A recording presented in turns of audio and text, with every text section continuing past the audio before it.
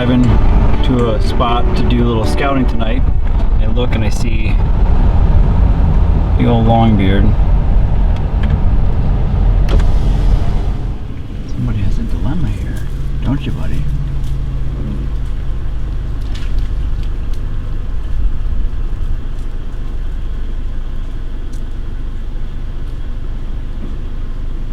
It's about 4 o'clock and I'm in no rush to get to the property and put the blind up. I just removed it from the farm where I shot my bird with the bow on Sunday, and I'm gonna bring it over to the spot where Dad and I'm gonna hunt next weekend.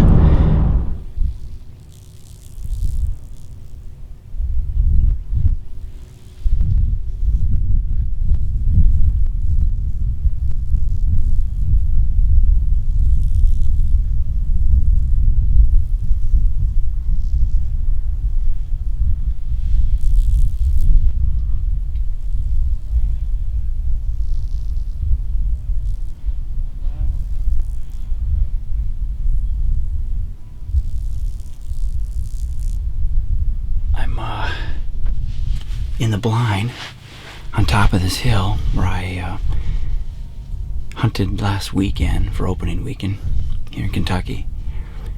I've been in the blind maybe 20 minutes and this big longbeard pops out with 2 hens just over the hill, and it looks like they're kind of gradually working their way up the hill towards me. So if they continue on the path that they're taking, it's gonna be really good for footage.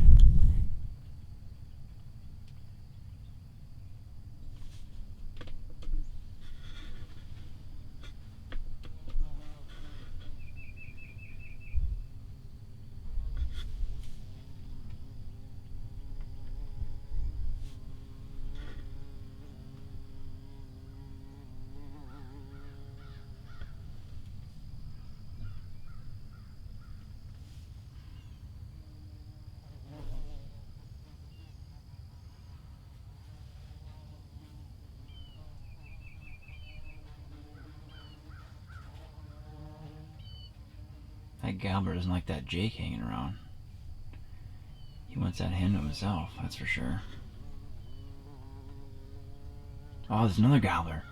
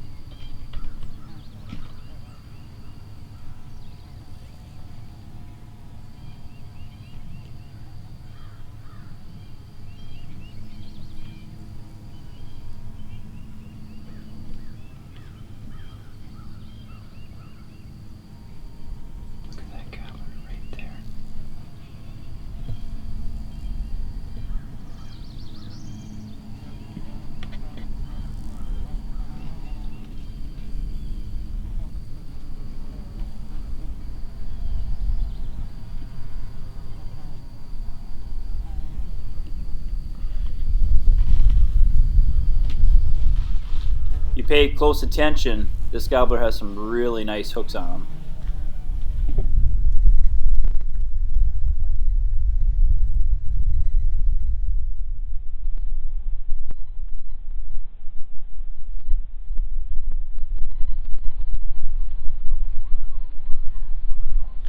Well, that was awesome. There was 2 toms trailing one hen, and I was kind of mouth calling just with my natural voice. I don't have a diaphragm call with me. I don't have any decoys, but they love cruising on top of this hill in the middle of the field, because all they have to do is take a couple steps on either the south or the north end of the peak, and they can see down into the valley on either side of the ridge. So I've got a blind set up on top of this knob by this big pile of rocks and this lone cedar tree. And that one gobbler broke from the group, and actually it was 2 gobblers, a jake and a hen. And you saw how those 2 gobblers were harassing that jake pretty hard, pretty intense. And the one gobbler came up the hill, kind of wrapped around this point, and he ended up within about 8 to 10 steps. Jake's coming back in here too.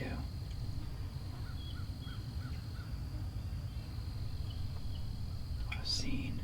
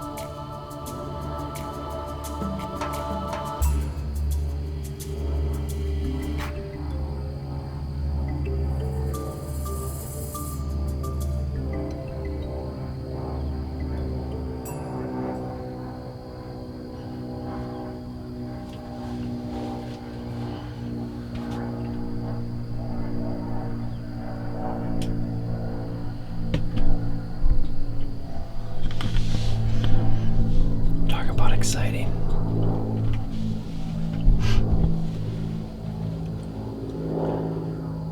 I'll wait until these birds go over the top of the hill, and then I'll just slip out on the backside of the blind.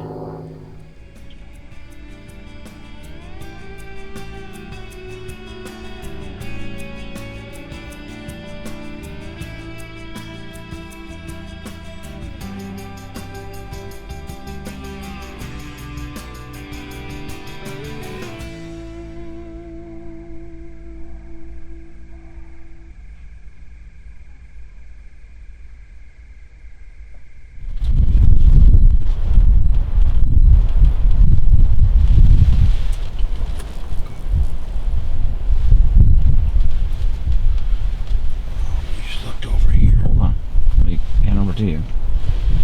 What's going on? What's your situation here? We just looked over the ridge where we saw the first gobbler. There's two more redheads over there. I can't tell if they're jakes or gobblers. They're moving up the hill. I only see one. They're kind of heading towards us. One looks like a jake.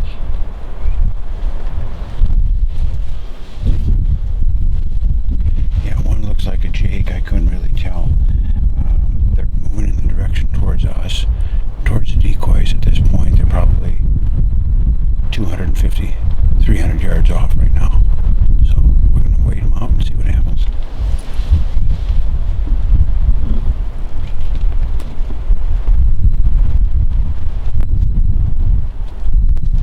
Oh, it's a decent beard on him. I can see with the naked eye. He's got a decent beard.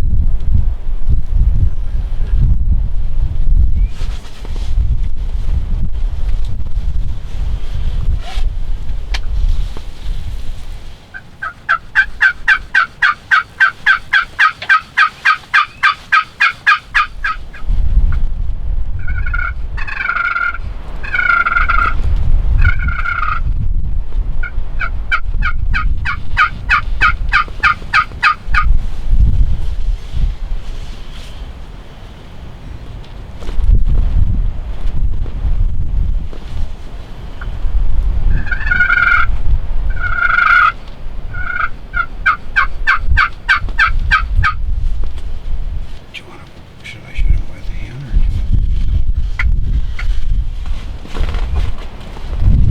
There you go, just like that.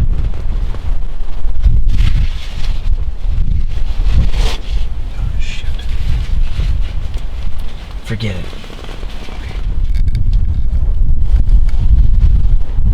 This is the ticket right here. Yeah, okay. Keep better calls. Okay.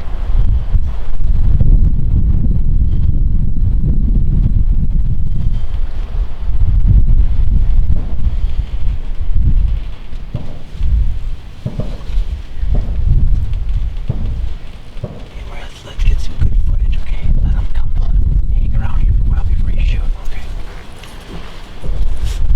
I think he's gonna go. Yeah.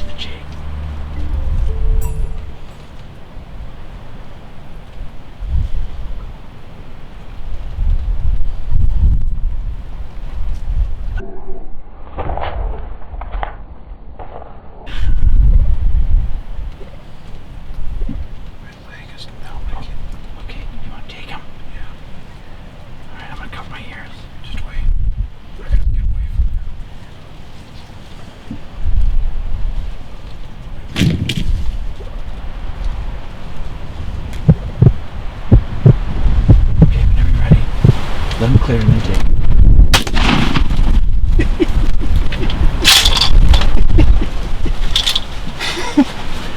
All right, tell me what happened. Tell me what happened. Well, I think we just killed a Kentucky bird. My shoulder hurts. He came in and attacked the Jake, and we wanted to get as much footage as we possibly could. Was that good for? Was that awesome for footage? Unbelievable. Thank you, Sean. I love you, buddy. I know, it's awesome. My nose hurt, and so does my shoulder. Love you guys. Kentucky style, baby. That's straight ahead.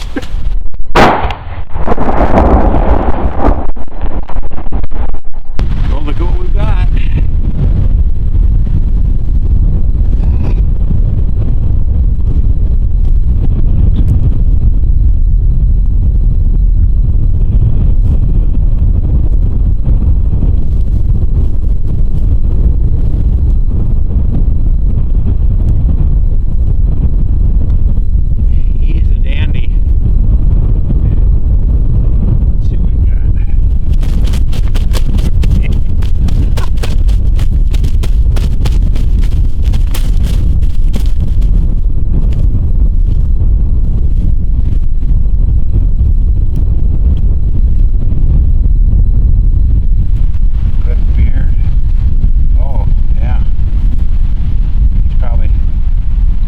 Got a 10-inch beard on him, 3/4 inch spurs.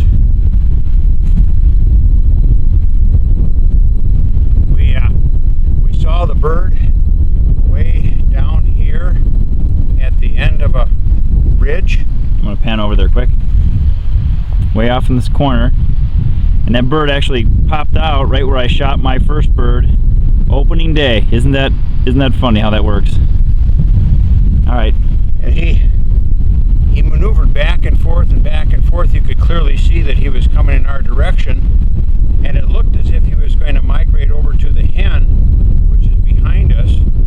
And he went to the hen for a short period of time, and then U-turned and came right over to the gobbler, Jake I should say, and maneuvered around back and forth as probably the footage would show. And my leg was going numb sitting down, and Sean finally gave me the green light to let one go. I'm going to say this is probably 10 or 12 yards at the max.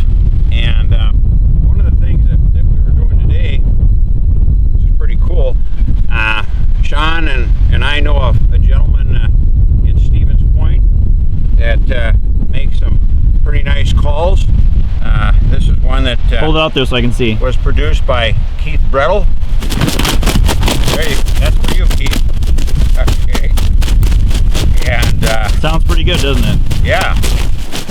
And Sean was working this quite a while, and that bird would migrate down into the creek bottom, and then would hear the call and start to meander back up in this direction, and worked just exactly like clockwork. Couldn't have asked anything better. It's a good 400 yards plus, because from the blind to that tree we ranged it a little over 140 yards, and he came in from more than double that distance. So that's a good 400 to that far corner right there.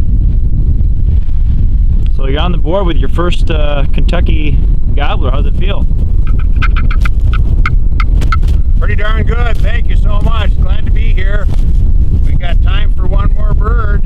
We've got tomorrow, and we got Saturday as well. So we're going to try and double up if we can. And the great part about it is I'm with my son. And thanks to Sean, he did all the scouting. Was out here for hours and hours, realizing exactly the pattern of the birds. And if we pan back here to the blind, it shows exactly where he had it set up. So here's the blind set up on the field,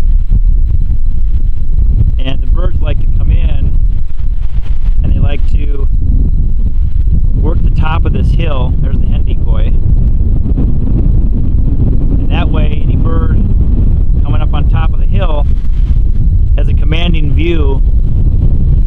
both to the north and the south. So I just kind of set up the blind where they like to go anyway. We sucked them in from way off in the yonder. And worked out pretty good. It was a whopping maybe 12-yard shot. I felt it, I can tell you that. 3.5-inch Winchester XRs, longbeard. Yeah, for sure. That'll do the trick every time. So glad to be here. That's my first Kentucky bird. Thank you so much.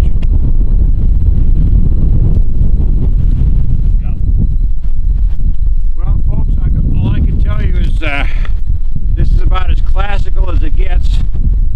Everything that could have gone well went phenomenal. It really is a hunt of a lifetime. I know people hear that all the time, but to do it with my son and under these circumstances, my first bird for Kentucky, pretty happy. Thank you very much.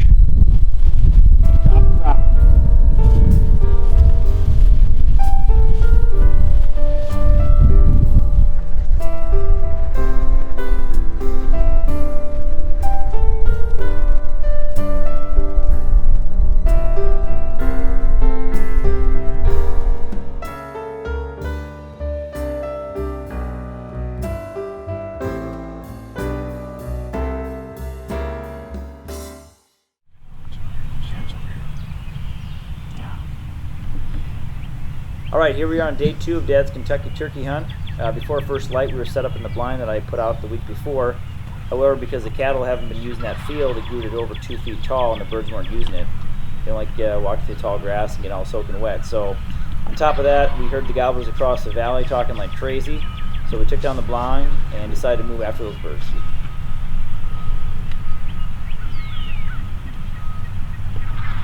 Hear that?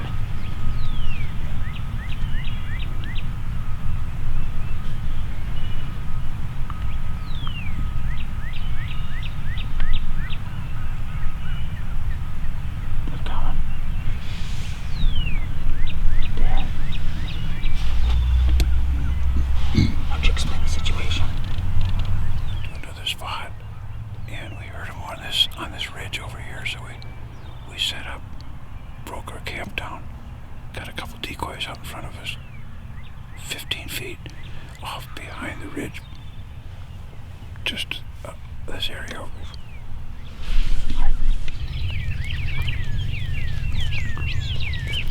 Because the toms moved to the southwest corner of the field, we picked up and moved on them for the second time. For the next 20 minutes, we had some pretty intense, heart-pounding gobbling action, yet it was very frustrating to sit there and have mature toms gobbling within 50 to 60 yards, literally right over the crest of the hill, yet for whatever reason, they didn't want to come up.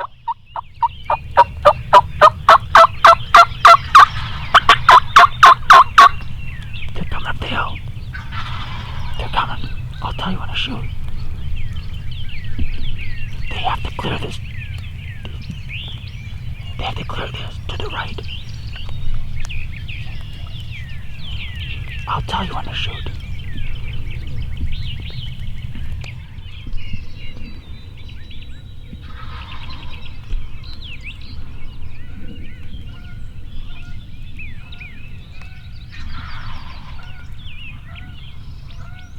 I hear one spitting drumming.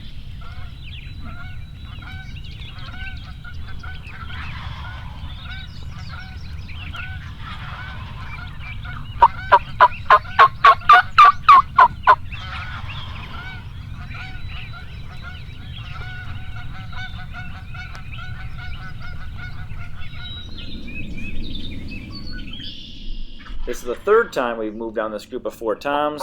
You can clearly hear them gobbling their heads off on the opposite side of the ditch, yet they already made up their mind to continue moving west, so we realized we'd have to move at least one more time.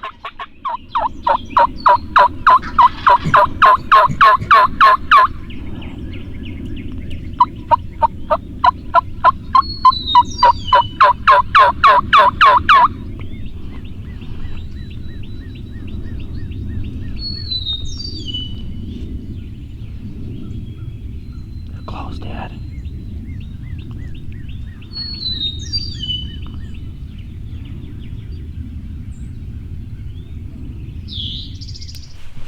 This is the 4th time we've moved on these toms, and because we ran out of cover, we were forced to hug a brushy fence line and observe them from a distance. And if we decided to move too far from the fence, they would have easily picked us off because they had the height advantage.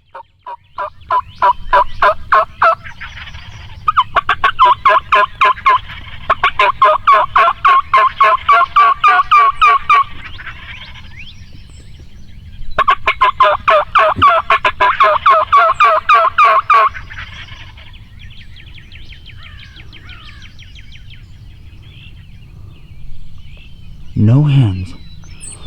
They see the decoys now. They have to.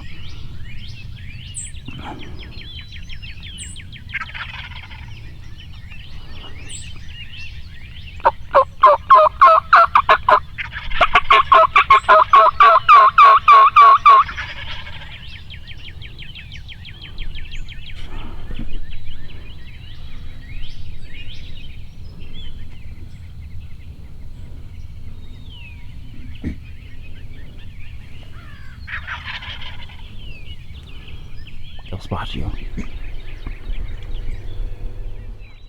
On our fifth and final attempt to bag one of these longbeards, we almost pulled it off as one of the toms slipped up the hill and popped his head over the rise like a periscope to check it out, but they wouldn't come any closer than 55 to 60 yards, unfortunately.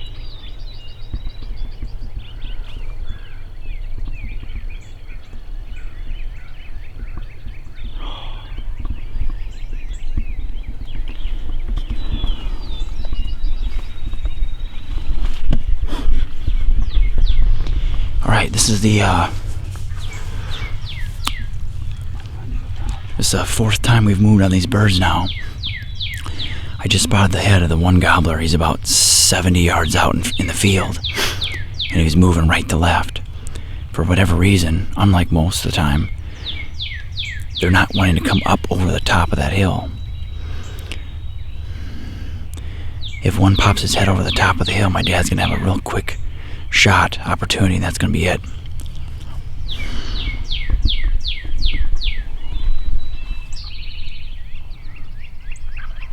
Well, at this point, all we could do is watch from a distance as the four longbeards worked their way to the north and ultimately crossed the property line onto the neighbors. We came really close to closing the deal, but at this point, all we could do is watch from a distance because we simply ran out of cover.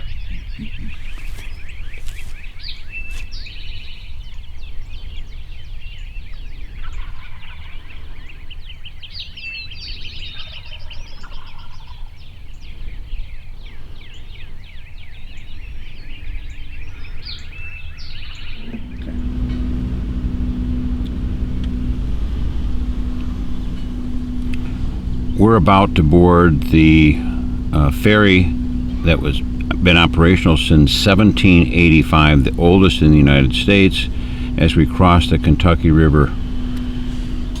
Awesome. Go up in those hills and do a little afternoon running and gunning. See if we can.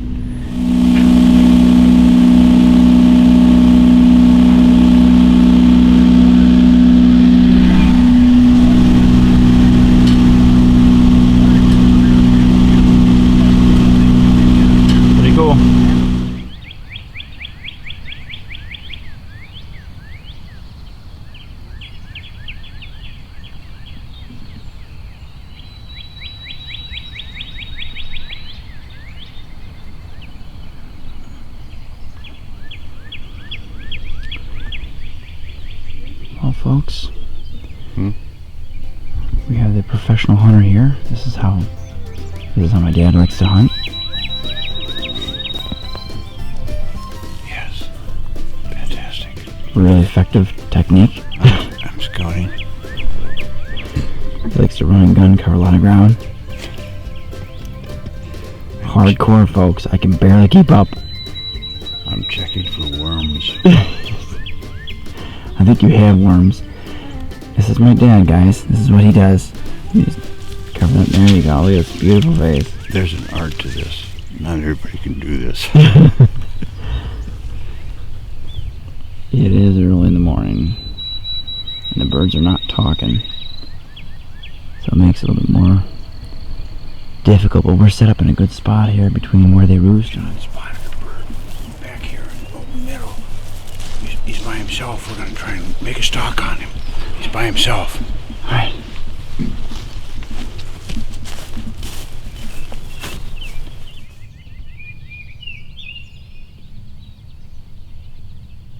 Okay, here we go. About ready to get my father's second bird for Kentucky's 2017 season, and this is our first setup.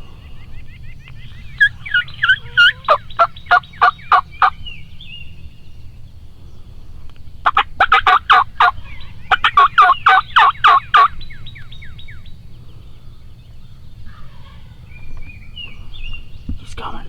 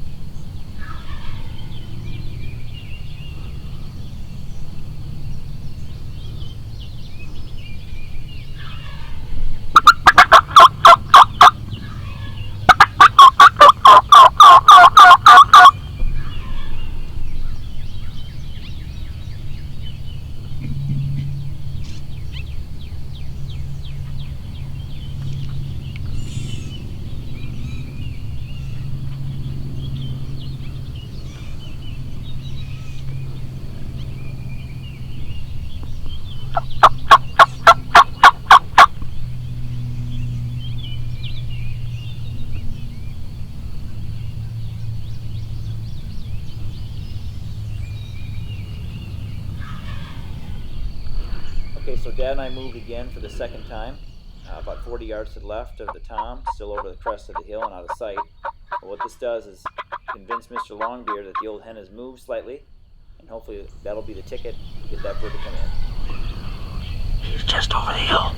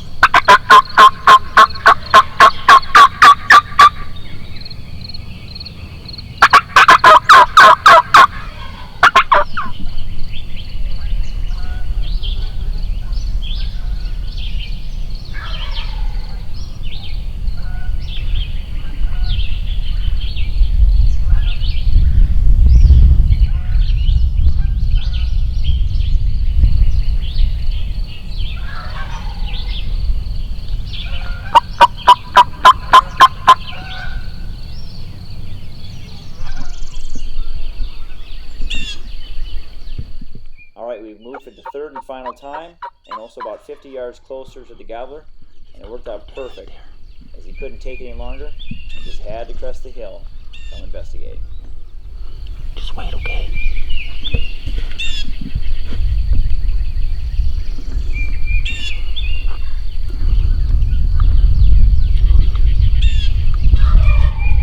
God, he's right over the hill there. He's gonna come to the right. He's gonna come this way. Okay, make sure your barrel's pointing that way. I got it.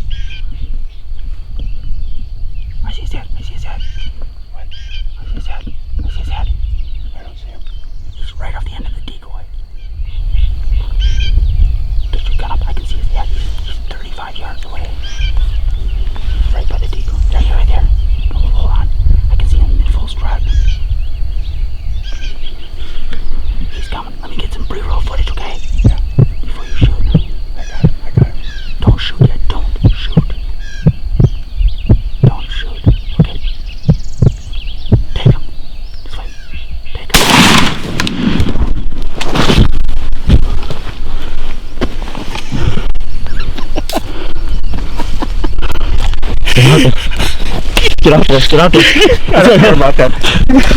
Right. Let's get out there. Get out there. Pace it off. How many yards? Pace it off. Unbelievable. 1, 2, 3, 4, 6.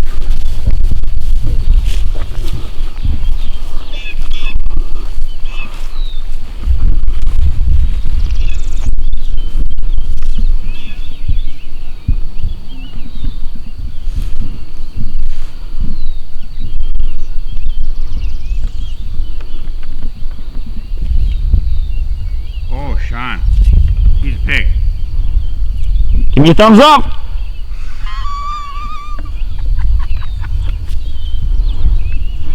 He's a pig. Dominant bird in this area.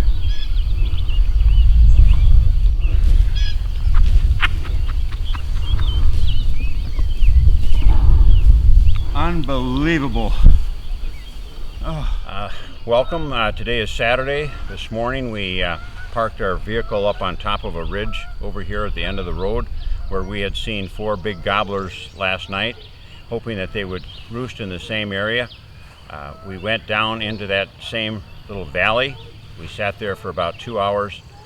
Nothing happened. So we migrated up on top of a hill that you can pan over to the side over here where there's some cows. In that region, Sean had come over the top of the hill, and when he got to the top of the hill, Right here. very close to the area that we shot the bird right now, is where he saw a fan.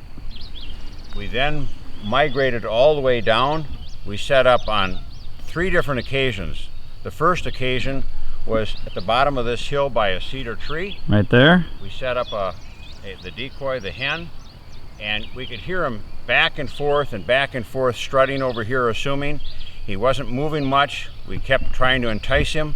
We moved another area over here by these 2 trees, and we sat up there for a short period of time. He was not moving. And he couldn't see the decoy from over the top of the hill. He could not see the decoy at all from the top of the hill. So we said, okay, we got to make one more move, hoping that we don't blow it. There's a roadway that goes down here, and he was back and forth, strutting back and forth and back and forth. We started to silence the calls, enticing him to come in, and we set the decoy up right here, as you can see. And behind us, in the cedar trees, is where we set up. Sean was behind me. The bird came in, saw the decoy, began to fan, and started to look a little bit nervous, back and forth with the fan, starting as if he was going to go down the hill. And then he met his maker, the coup de grace, bada boom, bada boom, ba. Definitely the dominant bird, right at about 32 yards is where he met his maker. He's got, no exaggeration, very close to 11-inch beard. Pull it up there so I can see. He's just a massive beard, as you can see here. He's very close to 11, if not more. And he has... Hold those hooks up there. He's got some hooks on here that are definitely an inch plus. I would say he's probably a 4-year-old bird minimum. Definitely the dominant bird in this area, I would think. And having it done with Sean, it couldn't have been any better. That is my 80th bird to date, and I couldn't be happier tagging him out. One and only, the Shaunamite in, of all places, Kentucky. Kentucky. Okay. All right, so now the role's reversed and I'm in front of the camera. I just want to explain this setup because it's really, really cool. As Dad mentioned, we started at the base of a cedar over there to the left, and we had the decoy set up, but it was just over the rise, and the bird was over the rise on this end of this knob, so he couldn't see us. He couldn't see the decoy. If the hen was right on top out in the open, the gobbler probably still couldn't have seen the decoy. So it worked out to our advantage though, because we ended up moving about 40 yards to the west at the base of those 2 trees over the camera, and he got really fired up because he knew the hen moved. Okay, then we moved a 3rd time, as Dad mentioned, and he shot the bird from over his left shoulder. I wanted to kind of explain this setup though, because it's really unique. The decoy, I felt confident to crawl about 15 yards out from where Dad was set up, and I put the decoy down. And I did that when the bird was talking over to the far right, because he was over the top, over the crest of the steepest part of the ridge, and he wasn't going to be able to see us, okay? So once I got the decoy set up, I put Dad at the base of that cedar, and I sat about 4 or 5 inches behind him, literally right over the top of his head. I was filming. I opened up the tripod all the way, and I got the over-the-shoulder shot. It was really an awesome hunt. So just kind of follow with me, and I'm going to explain this setup here.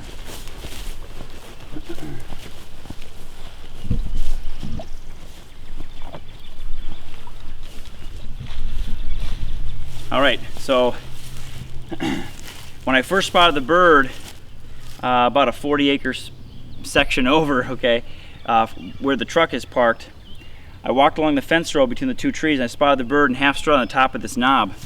When he disappeared, he turned and did a 180 and came down this hill, went down this old farmer's 2-track trail, and he went down to the bottom at the base of this hill.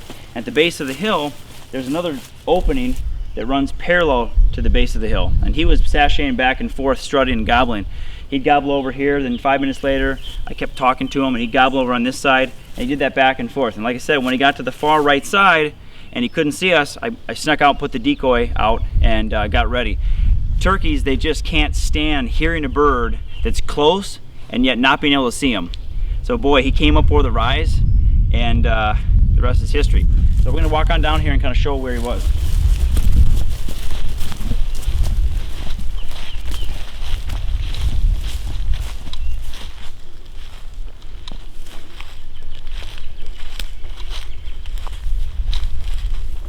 Like Dad mentioned, with 1-inch plus spurs, 11-inch beard, and probably 24, 25 pound dominant bird that's done a lot of breeding.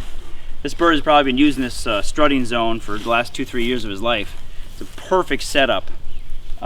This bird was strutting and going back and forth for about half an hour. And at one point he'd gobble over here, then he'd gobble over on that side. He just did that back and forth for about 15-20 minutes until finally he literally couldn't take it anymore, and he had to come up over the top of the rise, and the rest is history. What a hunt. But this is kind of where he was, and the lay of the land enabled us to get close to this bird, and it worked out really good. So I'm going to head back up there and get the bird registered and head back to town, have breakfast. I just want to say thank you to Kentucky Fish and Wildlife. Thank you to my son. It means a great deal. I wish my dad were here, but he was watching from upstairs, and this makes it number 80.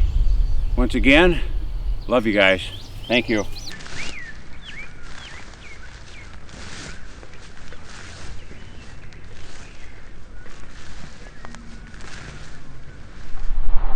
I think the best way to end the 2017 Kentucky turkey hunting video is to line up all 4 kills right in a row.